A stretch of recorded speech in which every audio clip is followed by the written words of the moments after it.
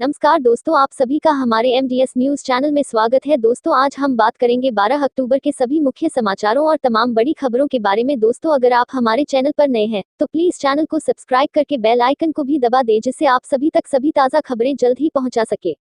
तो आइए दोस्तों, बिना टाइम वेस्ट किए खबरों पर नजर डालें। पीएम मोदी को लेकर एक बड़ा अपडेट सामने आया है। पीएम मोदी ने बांटा संपत्ति कार्ड, कहा कई लोग नहीं चाहते कि गरीब, किसान और मजदूर आत्मनिर्भर बने। प्रधानमंत्री नरेंद्र मोदी ने रविवार को वीडियो कॉन्फ्रेंसिंग के जरिए स्वामित्व योजना की शुरुआत की। प्रधानमंत्री मोदी ने इस योजना के तहत करीब 1 लाख लोगों को प्रॉपर्टी कार्ड वितरित किया। वहीं कांग्रेस सहित विपक्षी पार्टियों पर ग्रामीणों और गरीबी की अनदेखी का आरोप लगाया। पीएम मोदी ने इस दौरान कहा, लंबे समय तक सत्ता में रहे लोगों ने गांवों को उनके हाल पर छोड़ दिया था, मैं ऐसा नहीं कर सकता। सरकार ने 6 साल में ग्रामीणों के लिए इतना काम किया है जितना इससे पहले के 6 दशकों में नहीं हुआ। प्रधानमंत्री मोदी ने विपक्ष पर निशाना साधते हुए कहा, कई लोग नहीं चाहते कि ग्रामीण, गरीब, किसान और मजदूर आत्मनिर्भर बने। कृषि, श्रम संबंधी और अन्य सुधारों के विरोध का जिक्र करते हुए पीएम मोदी ने कहा कि बिचौलियों के जरिए राजनीति करने वाले लोग झूठ फैला रहे हैं, देश अब रुकेगा नहीं। स्वामित्व कार्ड को प्रधानमंत्री कार्यालय पीएमओ ने ग्रामीण भारत में बदलाव लाने वाली ऐतिहासिक पहल बताया है।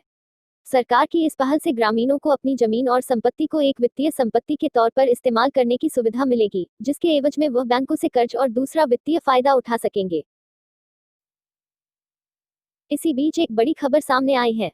शीर्ष 10 कंपनियों में 9 का बाजार पूंजीकरण 3 लाख करोड़ रुपए बढ़ा। बाजार में तेजी के रुझानों, टाटा कंसल्टेंसी सर्विसेज टीसीएस के शेयर चढ़ने के कारण देश की 10 सबसे बड़ी सूचीबद्ध कंपनियों में 9 के बाजार पूंजीकरण में पिछले सप्ताह 3,01,145.46 करोड़ रुपए का इजाफा हुआ। बीते सप्ताह बीएसई सेंसेक्स 1,812.44 अंक या 4.68% बढ़ा। बड़ी कंपनियों में टीसीएस को सबसे अधिक फायदा हुआ, जिसका बाजार पूंजीकरण 1,09,644.68 करोड़ रुपए बढ़कर 10,56,277.53 करोड़ रुपए हो गया। एचडीएफसी बैंक का बाजार पूंजीकरण एम कैप 69,952.08 करोड़ रुपए बढ़कर 6,78,991.98 करोड़ रुपए हो गया। इस दौरान इन्फोसिस ने अपने बाजार पूंजीकरण में 38,270.81 करोड़ रुपए जोड़े। एचडीएफसी का एम कैप 30,052.75 करोड़ रुपए बढ़कर 3,51,483.41 करोड़ रुपए हो गया। बीते सप्ताह ICICI bank, HCL technologies limited, Hindustan Unilever limited, Reliance industries, Kotak Mahindra bank के बाजार पूंजीकरण में भी बढ़ोतरी हुई। इसके विपरीत भारतीय एयरटेल का बाजार पूंजीकरण 3,928 करोड़ रुपए घटकर 2,31,943.02 करोड़ रुपए रह गया। शीर्ष 10 कंपनियों में सबसे अधिक बाजार पूंजीकरण आरआईएल का है, जिसके बाद टीसीएस का स्थान है। चलिए नजर डालें कोरोना अपडेट की ओर। देश में कोरोना संक्रमितों का आंकड़ा 70 लाख के पार, अब तक 1,08,334 लोगों की मौत। भारत में कोरोना वायरस के मामलों में एक फिर भी बढ़ोतरी हुई। जहां कुछ दिन पहले कोरोना मामलों में गिरावट आ रही थी, वहीं अब लगातार इजाफा देखने को मिल रहा है। ऐसे में देश में रोजाना 70,000 से ज्यादा मामले सामने आ रहे हैं। दरअसल पिछले 24 घंटों में भारत में कोरोना वायरस के 74,383 नए मामले सामने आए हैं और 918 लोगों की मौत हुई है। इसके साथ ही देश का कोरोना टैली 70 लाख के आंकड़े को पार कर गया है। केंद्रीय स्वास्थ्य मंत्रालय द्वारा आज जारी आंकड़ों के अनुसार भारत में कोरोना संक्रमितों की कुल संख्या 70,53,807 हो गई है। वहीं कुल मामलों में से 8,67,496 सक्रिय केस हैं, जबकि 60,77,977 लोग ठीक हो चुके हैं। इसके अलावा देश में अब तक 1,08,334 लोगों की कोरोना के चलते मौत हो चुकी है। अमिताभ बच्चन को लेकर एक बड़ी खबर सामने आई है। अमिताभ बच्चन बर्थडे 78 के हुए अमिताभ बच्चन, विरासत का बढ़ना लगातार है जारी। बॉलीवुड अभिनेता अमिताभ बच्चन रविवार को अपना 78वां जन्मदिन मना रहे हैं। हालांकि इससे कुछ दिन पहले ही उन्होंने एक कई भाषाओं वाले प्रोजेक्ट में काम करने के लिए हामी भरी है, जिसमें तेलुगु सुपरस्टार प्रभास के अलावा अभिनेत्री दीपिका पादुकोण भी हैं। बिग बी की झोली में इस वक्त कई सारी फिल्में हैं और साथ ही वह मशहूर क्विज शो कौन बनेगा करोड़पति केबीसी की भी मेजबानी कर रहे हैं। बिग बी की प्रतिष्ठा साल दर साल बढ़ती ही जा रही है। उम्र बढ़ने के साथ ही साथ उनमें जोश और उत्साह का संचार भी दोगुना होता जा रहा है। आइए एक नजर डालते हैं उन फिल्मों की ओर जिनमें आने वाले समय में हमें बिग बी की जादूगरी देखने को मिलेगी। अयान मुखर्जी द्वारा निर्देशित इस फिल्म में अमिताभ बच्चन के अलावा आलिया भट्ट, रणबीर कपूर, नागार्जुन और मौनी रॉय जैसे कलाकार हैं। ये प्रोजेक्ट 3 भागों में आएगा और यह इसका पहला भाग होगा। इसी बीच एक दिल दहला देने वाली खबर सामने आई है। धनबाद में सत्ताधारी जेएमएम के नेता शंकर रवानी और पत्नी घर में मृत मिले, शरीर पर गोली के निशान। झारखंड में धनबाद के झरिया से एक दिल दहला देने वाली वारदात की खबर सामने आई है।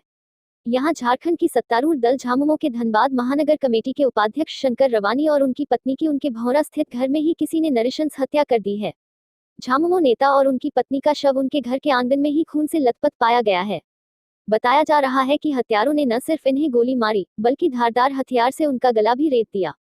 फिलहाल मौके पर पहुंची पुलिस मामले की तहकीकात में जुटी है। भौरा गोरखूंटी निवासी झामुमो धनबाद के महानगर उपाध्यक्ष शंकर रवानी और उनकी 45 वर्षीय पत्नी बालिका देवी की शनिवार की देर रात किसी अज्ञात अपराधियों ने नृशंस हत्या कर दी। लोगों को वारदात की खबर तब लगी जब रोज की तरह मृत परिवार रविवार सुबह घर से बाहर नहीं निकला। दंपति का शव घर के आंगन में ही खून से लथपथ स्थिति में पाया गया। वारदात की सूचना पर दलबल के साथ मौके पर पहुंचे सिंदरी डीएसपी ए के सिंह ने शव को कब्जे में लेकर मामले की तहकीकात शुरू कर दी है। पुलिस ने मौके से एक 9 mm का खोखा और हत्या में प्रयुक्त चाकू बरामद किया है। बताया जा रहा है कि अपराधियों ने इस नृशंस हत्याकांड को अंजाम देने के लिए पहले दोनों को गोली मारी और उसके बाद चाकू से गोद दिया। इसमें दोनों की मौके पर ही मौत हो गई। घटना के बाद मृत दंपति के परिजनों का रो रो कर बुरा हाल है। इसी बीच कोरोना से एक बड़ी मौत। दुखद, 200 से ज्यादा कोरोना शवों को सम्मान से विदाई देने वाले आरिफ खान ने तोड़ा दम।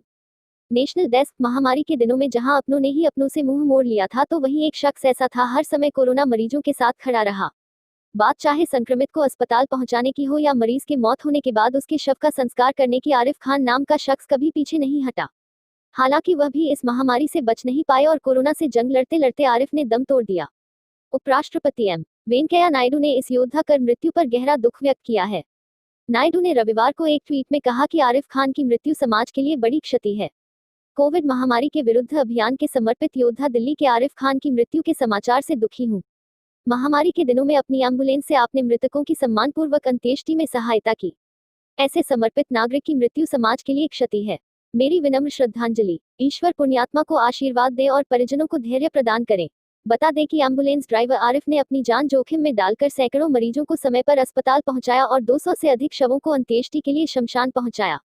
इतना ही नहीं, आरिफ ने अंतिम संस्कार के लिए पैसे न होने पर भी कई परिवारों की मदद की। बताया जा रहा है कि उन्होंने कई ऐसी लाशों का भी संस्कार किया गया जिनके घर वाले घर पर क्वारंटीन थे। चलिए नजर डालें कोरोना अपडेट की ओर। देश में कोरोना संक्रमितों का आंकड़ा 70 लाख के पार। अब तक 1,08,334 लोगों की मौत। भारत में कोरोना वायरस के मामलों में एक फिर भी बढ़ोतरी हुई। जहां कुछ दिन पहले कोरोना मामलों में गिरावट आ रही थी, वहीं अब लगातार इजाफा देखने को मिल रहा है। ऐसे में देश में रोजाना 70,000 से ज्यादा मामले सामने आ रहे हैं। दरअसल पिछले 24 घंटों में भारत में कोरोना वायरस के 74,383 नए मामले सामने आए हैं और 918 लोगों की मौत हुई है। इसके साथ ही देश का कोरोना टैली 70 लाख के आंकड़े को पार कर गया है। केंद्रीय स्वास्थ्य मंत्रालय द्वारा आज जारी आंकड़ों के अनुसार भारत में कोरोना संक्रमितों की कुल संख्या 70,53,807 हो गई है। वहीं कुल मामलों में से 8,67,496 सक्रिय केस हैं, जबकि 60,77,977 लोग ठीक हो चुके हैं।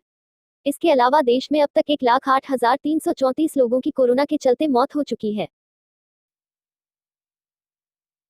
क्रिस गेल को लेकर बड़ी खबर सामने आई है। क्रिस गेल के हॉस्पिटल में एडमिट होने की तस्वीर आई सामने। इस बीमारी से जूझ रहा है स्टार खिलाड़ी। इंडियन प्रीमियर लीग के 13वें सीजन में किंग्स 11 पंजाब बेहद ही निराशाजनक प्रदर्शन कर रही है।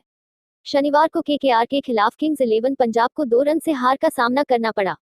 इस मैच में क्रिस गेल के खेलने के कयास लगाए जा रहे थे, लेकिन उन्हें प्लेइंग 11 में मौका नहीं मिला। लेकिन अब गेल के नहीं खेल पाने की असल वजह सामने आई है। दरअसल फूड पॉइजन की वजह से गेल हॉस्पिटल में एडमिट थे। क्रिस गेल को 13वें सीजन में एक भी मैच खेलने का मौका नहीं मिला है। टीम के कोच अनिल कुंबले ने हाल ही में खुलासा किया कि क्रिस गेल फूड पॉइजन से जूझ रहे हैं। अब क्रिस गेल ने खुद हॉस्पिटल में एडमिट होने की तस्वीरों को शेयर किया है। गेल ने कहा है, मैं आपको ये बात बता रहा हूँ, मैं बिना लड़ाई लड़े पीछे नहीं हटता हूँ। मैं यूनिवर्स बॉस हूँ, यह कभी नहीं बदल सकता। आप मुझसे सीख सकते हैं, पर मैं वो नहीं हूँ जिसकी हर बात को आप फॉलो करें। अपना स्टाइल मत भूलें। अनिल कुंबले से गेल के बारे में जब पूछा गया था तो उन्होंने सिर्फ इतना बताया था कि गेल फूड पॉइजन से जूझ रहे हैं। गेल के हॉस्पिटल में एडमिट होने की जानकारी अब सामने आई है। चलिए दोस्तों, आज के लिए बस इतना ही। अब कल मिलेंगे देश भर की तमाम बड़ी व छोटी खबरों के साथ। दोस्तों, अगर आप हमारे चैनल पर नए हैं तो प्लीज चैनल को सब्सक्राइब करके बेल आइकन को भी दबा दें और रोजाना ऐसी वीडियोस को लाइक कर शेयर करना ना भूलें। धन्यवाद।